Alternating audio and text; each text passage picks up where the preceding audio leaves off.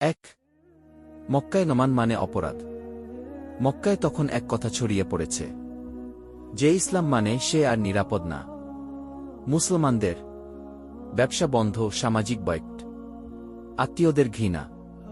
কিন্তু তবুও মানুষ ইসলাম ছাড়ছে না, কারণ সত্য একবার হৃদয়ে ঢুকলে তা বের করা যায় না। 2, কুরাইশদের শেষ চেষ্টা। কুরাইশ নেতারা বলল, আমরা সব করেছি, এখন শুধু একটাই পথ, মুহাম্মদকে শেষ করা। তাদের বিশ্বাস ছিল, নবীজি বাঁচলে ইসলাম বাঁচবে। তারা ভুল ছিল। নবী বাঁচেন আল্লাহর ইচ্ছায়, ইসলাম বাঁচে আল্লাহর ওয়াদা। 3, ওহী, ইতিহাস বদলের সংকেত। আল্লাহ তাআলা ওহীর মাধ্যমে জানালেন। সূরা আল-আনফাল 8 আয়াত 30, তারা তোমাকে হত্যা, বন্দী বা বহিষ্কার করতে চায়, আর আল্লাহ সর্বশ্রেষ্ঠ পরিকল্পনাকারী। এই আয়াত শুধু তখনকার জন্য না, সব যুগের জন্য শিক্ষা। 4, নবীজি এর নীরব কান্না। রাতে নবীজি কাবার দিকে তাকালেন। এই কাবার চারপাশে তিনি হাঁটতেন, দাওয়াত দিতেন, নির্যাতিত হয়েছেন। তিনি বললেন, হে মক্কা, তুমি আল্লাহর কাছে সবচেয়ে প্রিয় শহর। তোমার মানুষরা আমাকে বের না করলে আমি কখনো যেতাম না। শক্ত মানুষও কাঁদে, কিন্তু আল্লাহর হুকুমের সামনে থামে না। 5, আলী রা ও আমানতের দায়িত্ব। নবীজি শুধু আলী রা কে বিছানায় শুতে বলেননি, তিনি বলেছিলেন, মানুষের আমানতগুলো ফিরিয়ে দিও।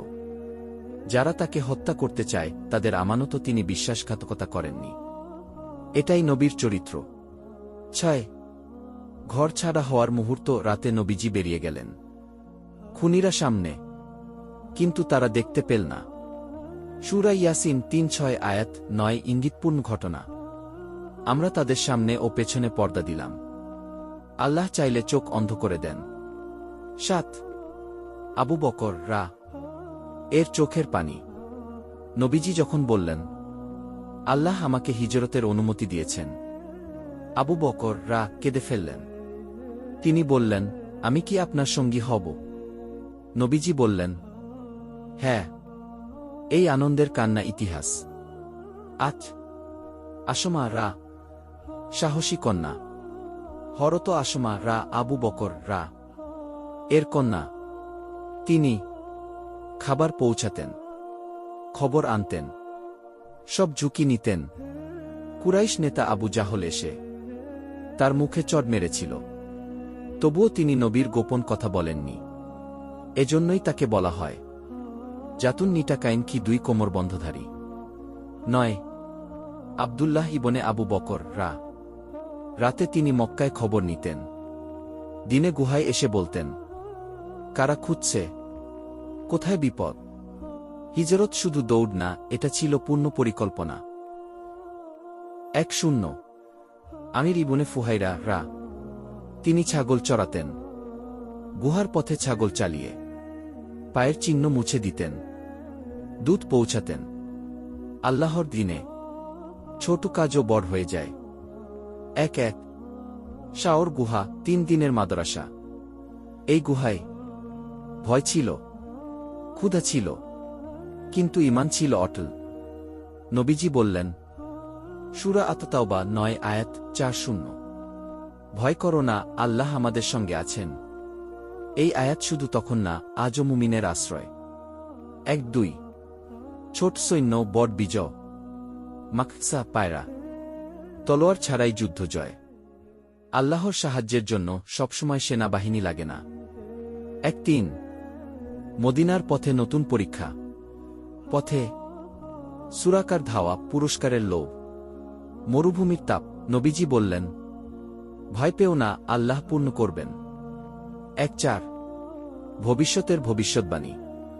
সুরাকাকে বলা হল, একদিন তুমি কিসরার কঙ্কন পরবে। সেই সময় মুসলমানরা দুর্বল, কিন্তু আল্লাহর ওয়াদা সত্য। 1, 5, কুবা, প্রথম তাকওয়ার চিহ্ন। নবীজি কয়েকদিন কুবায় থাকলেন। সেখানেই সূরা আত-তাওবা 9 আয়াত 108, প্রথম মসজিদ। ইসলামের ভিত্তি শুধু বিশ্বাস না, আমল। 1, 6, মদিনায় প্রবেশ, ইতিহাসের সকাল। সবাই অপেক্ষায়। এক ইহুদি প্রথম দেখল, চিৎকার করে বলল, যার অপেক্ষা করছিলে তিনি এসেছেন। একসাথ শিশুর কণ্ঠে ইতিহাস। তালাল বদরু আলাইনা। এই গান শুধু গান না, এটা ইসলামের রাষ্ট্রের জন্ম ঘোষণা। 1-8 নতুন সমাজের প্রথম দিন। নবীজি সবাইকে সমান করলেন। মুহাজির আনসার ভাই বানালেন। মদিনা সনদ করলেন। ধর্ম রাষ্ট্রচরিত্র ইসলাম 1-9 এই পর্বের চূড়ান্ত শিক্ষা। ঈমান মানে পরিকল্পনা, ভরসা।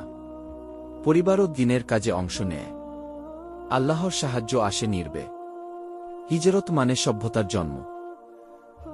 আমাদের ভিডিওটি যদি ভালো লাগে তাহলে অবশ্যই চ্যানেলটি সাবস্ক্রাইব করবেন, আর আপনাদের মতামত জানাতে অবশ্যই ভিডিওর নিচে একটা কমেন্ট করে মতামত জানাবেন, এতে আমাদের ভিডিও বানানোর উৎসাহ বাড়ে। আপনি কোন ধরনের ভিডিও দেখতে চান কমেন্ট করে অবশ্যই জানিয়ে দেবেন।